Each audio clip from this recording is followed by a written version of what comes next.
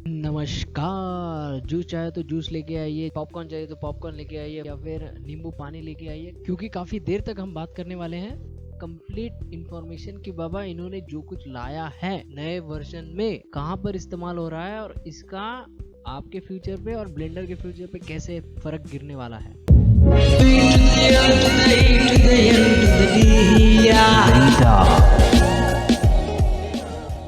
तो ये रहा ब्लेंडर 2.83। इन्होंने एक नया सिस्टम बनाया LTS, मतलब लॉन्ग टर्म सपोर्ट। इन्होंने क्या सिस्टम बनाया, क्योंकि काफ़ी लोग इनके बेसिस पर चल रहे हैं, इनके बेसिस पर काम कर रहे हैं। अगर आप यहाँ पर डोनेट पर क्लिक करोगे तो यहाँ पर आपको मिलते हैं काफ़ी सारे डोनर्स और बड़े बड़े नाम है, Google, Ubisoft, Intel, Nvidia, AMD और काफ़ी सारे लोग भी हैं और ये इनको फंड करते हैं। तो इन्होंने क्या एक सिस्टम बनाया कि बाबा एक वर्जन ऐसा निकालेंगे कि जो 2 साल तक चलते रहेगा, लंबे पारी का खिलाड़ी रहेगा और इसको जो है सपोर्ट करते रहेंगे बीच बीच में। और जो नए फीचर्स है उसको अल्फा वर्जन्स या बीटा वर्जन्स के नाम पर लोगों को देते जाएंगे और फिर एक फुल रिलीज निकालेंगे जिसको 2 साल तक सपोर्ट करेंगे और ऐसे ये कंटिन्यू करते ही जाएंगे। और इनका जो प्लान है ये चालू हुआ 2020 से लेके 2025 तक चलने वाला है। और बीच बीच में हर मई में, यानी हमारे यहाँ पर जो धूप काला आता है, धूप काले के टाइम पे इनका एक नया फुल रिलीज सपोर्ट सिस्टम मिलने वाला है 2 साल तक के लिए। और ये उनके लिए काम में आता है जो बिजनेस चलाते हैं, जो काफ़ी बड़ा बड़ा काम करते हैं, जो 1-2 साल तक के लिए एक ही ब्लेंडर पर काम करते हैं, उनके लिए। अब देखते हैं कि बाबा जो भी सिस्टम या जो भी नए फीचर्स इन्होंने लाए हैं उनका मतलब क्या है, उनके पीछे की उद्देश्य क्या है। जैसे यहाँ पर इन्होंने एक नया सिस्टम लाया कि आप जो है कुछ एक्सप्लोजन से जुड़े काम कर सकते हो ब्लेंडर के अंदर। और इन फाइल्स को, जैसे म्यूजिक के फाइल्स होते हैं MP3, मूवी के फाइल्स होते हैं MOV या MP4, वैसे ही ओपन VDB फाइल्स होते हैं जिनको आप डाउनलोड कर सकते हो। यहाँ पर आपको कुछ फीचर्स मिलते हैं जिसको आप चेंज करके इसके पैरामीटर्स को चेंज कर सकते हो, उसके कलर को चेंज कर सकते हो, उसके ब्राइटनेस को कम ज़्यादा कर सकते हो। और ये जो फाइल्स होते हैं, अगर आप यहाँ पर क्लिक करोगे ओपन VDB, इसका मतलब है ओपन वॉल्यूम डेटाबेस, मतलब जो भी एक्सप्लोजन है वो वॉल्यूम ही तो है। और ख़ास बात इसकी ये है कि इसे ड्रीमवर्क्स एनिमेशन सपोर्ट कर रहा है। कुंग फू पांडा समझ लो या फिर how to train your dragon समझ लो, क्रूड्स नाम की एक फिल्म निकली थी, मेडागास्कर नाम की फिल्म निकली थी, श्रेक नाम की एक फिल्म निकली थी, बहुत फेमस हुआ था, उन्होंने इसे डेवलप किया है। और इसको जो मेंटेन कर रहे हैं अभी एकेडमी सॉफ्टवेयर फाउंडेशन, इसका मतलब है ऑस्कर अवार्ड्स जो है इसको सपोर्ट कर रहा है। और वेटा डिजिटल, बड़े बड़े नामी गिनामी कंपनी से, Warner Brothers, Walt Disney, Sony Pictures, तो ये ओपन VDB को मेंटेन कर रहे हैं, जिसका फ़ायदा हमें यहाँ पे उठा सकते हैं। इसका मतलब ये हुआ कि बाबा हुडिनी सॉफ्टवेयर नाम की एक चीज़ है, आप चाहो तो गूगल पे भी सर्च कर सकते हो। इस सॉफ्टवेयर के अंदर ये एक माना जाने वाला सॉफ्टवेयर है, जाना माना सॉफ्टवेयर है, जिसमें एक्सप्लोजन्स बनाए जाते हैं, जिसमें हेयर सिमुलेशन से जुड़े काम किए जाते हैं, डिस्ट्रक्शन से जुड़े काम किए जाते हैं, क्राउड सिमुलेशन, जंगे मैदान दिखाने हो या भाषण के सभा दिखाने हो, तो वहाँ पे जो क्राउड दिखती है उसको सिमुलेट करने के लिए हुडिनी काम में आता है।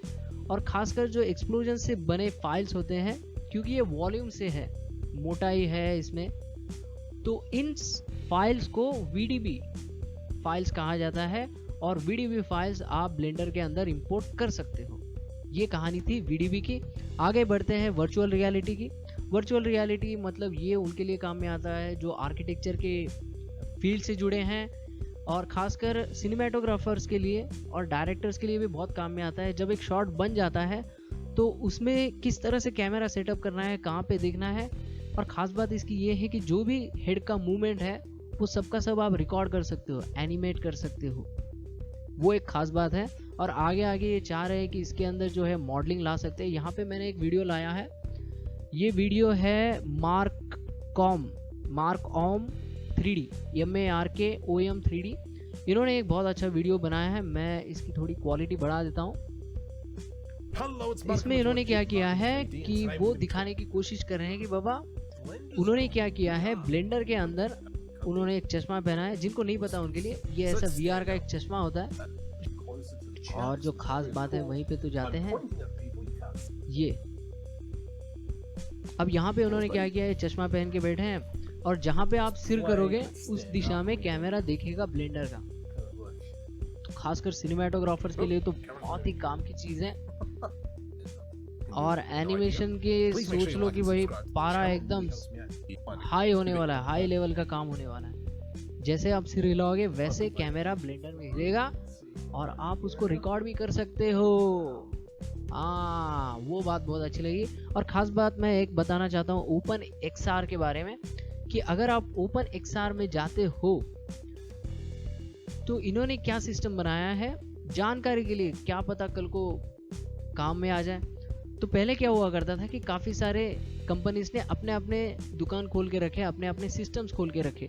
स्टीम के लिए बनाना है तो उसका अलग सिस्टम, विंडोज़ के लिए बनाना है उसका अलग सिस्टम, ऑक्यूलस का इस्तेमाल करके बनाना है उसका अलग सिस्टम। और ये गेम इंजिन्स है जिसमें आप सॉफ्टवेयर बना सकते हो। और ये जो है ये प्रोडक्ट है, जिनको नहीं पता उनके लिए, अगर आप गूगल पे जाके VR हेडसेट लिखोगे, VR हेडसेट फॉर PC, और इमेजेस में जाओगे तो आपको ये हेडसेट्स मिलते हैं जो सिर पे लगा लेते हैं लोग। तो गड़बड़ क्या होता था, काफ़ी सारे लोगों के काफ़ी सारे प्रोडक्ट्स थे और कुछ एक स्ट्रीमलाइंड सिस्टम नहीं थे। तो ओपन XR ने, ओपन का मतलब ऐसे समझ लो ओपन सोर्स बिजनेस के लिए खुला। इन्होंने एक ऐसा सिस्टम बनाया कि बाबा आप हमारा सिस्टम इस्तेमाल करो, कोई भी आपका डिवाइस रहे चलेगा और कोई भी गेम इंजन रहे चलेगा, हमारा एप्लीकेशन आप इस्तेमाल करके उस पर बना सकते हो। और ओपन का मतलब ये है कि आप फ्री फॉर ऑल और डोनेशन बेस्ड, आप इसको डोनेट कर सकते हो। नेक्स्ट जो हमारे काम की चीज़ है, तो बहुत ही बड़े दरवाजे खुल रहे हैं। नेक्स्ट जो हमारे काम की चीज़ है, एनवीडिया वालों ने एक मॉडल निकाला RTX ग्राफिक्स कार्ड। तो उसमें जो है उन्होंने एक सिस्टम बनाया एनवीडिया ऑप्टिक्स। अब पहले क्या हुआ करता था ब्लेंडर के अंदर, मैं थोड़ा सा ये सही तरह सेट करता हूँ, यहाँ पर जो है जब भी हम कैमरा को मूव करते थे तो दाने दाने दिखते थे। इसकी वजह से जो है मटेरियल का समझ नहीं पड़ता था कि बाबा मटेरियल में शाइन किस तरह से आ रही है, मटेरियल क्या काम कर रहा है और कलर्स कैसे दिख रहे हैं, लाइटिंग सही हुई या नहीं। एकदम से एनवीडिया का ये जो ऑप्टिक्स टेक्नोलॉजी है, आर्टिफिशियल इंटेलिजेंस बेस्ड डिनॉइजिंग, इसमें क्या होता है कि जैसे ही आप कैमरा मूव करके छोड़ देते हो, पूरा का पूरा नॉइज गायब हो जाएगा एकदम से और धीरे धीरे रेंडर करते जाएगा। अगर आप यहाँ पर ध्यान दोगे, ब्लेंडर के वेबसाइट को खोल के अगर यहाँ पर आप ध्यान दोगे तो बहुत जल्दी डिनॉइज कर देता है और पीछे जो है रेंडरिंग करना चालू है, डिनॉइजिंग ऑन द स्पॉट कर देता है। तो वो एक बहुत अच्छी सिस्टम है। पर अनफॉर्चुनेटली जब मैंने पहली बार देखा तो मुझे बहुत बुरा लगा कि बाबा ये जो सिस्टम है ये सिर्फ RTX के ग्राफिक्स कार्ड के लिए अप्लाई हो रहा है। पर खुशी मुझे तब हुई जब मैंने इंटरनेट को छान के निकाला कि भाई ब्लेंडर ऐसे कैसे कर सकता है। तो तब मुझे ब्लेंडर पे वाकई में विश्वास हो गया और मैं तो चाहता हूँ कि आप ब्लेंडर को बहुत तेज़ी के साथ और बहुत बड़े पैमाने पर सपोर्ट करो, डोनेट करके। सपोर्ट का मतलब ये नहीं कि बाबा पैसे इस्तेमाल कर रहे हो, ये डोनेट बटन क्लिक करो और डोनेट करना चालू करो। दूसरी बात मैं ये बताना चाहता हूँ कि अगर आप डोनेट पर क्लिक करोगे तो कितना है, $6 पर महीना है यार, सबसे कम। अगर मैं $6 लिखता हूँ यहाँ पे, $6 इन रुपीज, तो हमें मिलता है 450 रुपीज, सिर्फ 450 रुपये यार। मतलब 450 रुपये महीने का। अगर हम 460 डिवाइडेड बाय 30 अगर लिखते हैं तो कितना होगा, दिन का 15 रुपये यार, दिन का 15 रुपये। हम तो ऐसे ही समोसे खा लेते हैं दिन का, तो 15 रुपये है हार्डली। मतलब आप दे सकते हो, बिल्कुल दे सकते हो।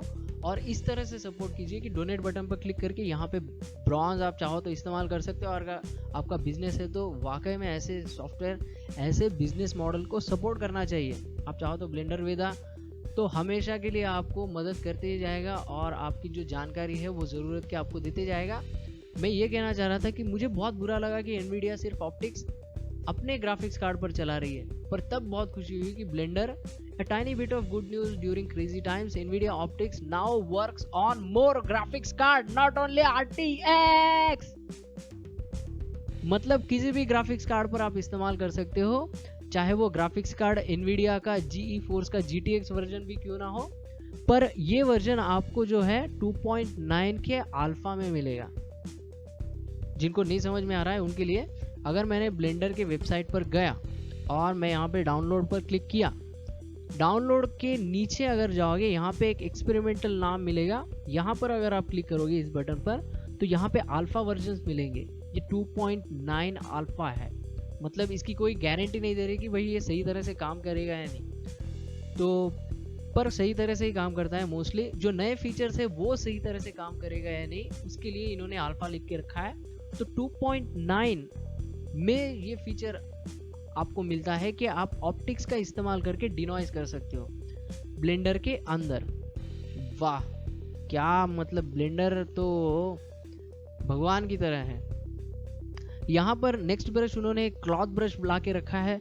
ये एक आर्किटेक्चर के रेंडर्स में जब बेडरूम बनाते हैं तो बेड के ऊपर कुछ कपड़ा डाल दिया, सोफे के ऊपर कुछ कपड़ा डाल दिया, तो उसको दिखाने के लिए बहुत काम में आता है। और अगर कोई मॉडल है, आपका कैरेक्टर है, उस पर अगर आप कपड़े के जो है क्या बोल सकते हैं इसको, व्रिंकल्स डालना चाहते हो तो उसके लिए बहुत काम में आता है।